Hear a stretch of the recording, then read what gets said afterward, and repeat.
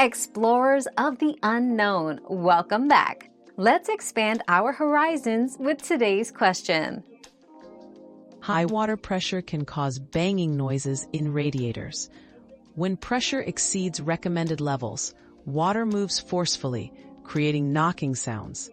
This often happens due to a faulty pressure release valve or an overfilled system.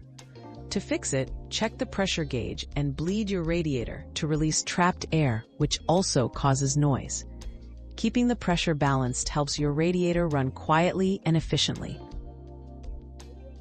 We've quenched today's curiosity, but there's always more to learn. Keep the curiosity alive by subscribing and joining us for our next adventure.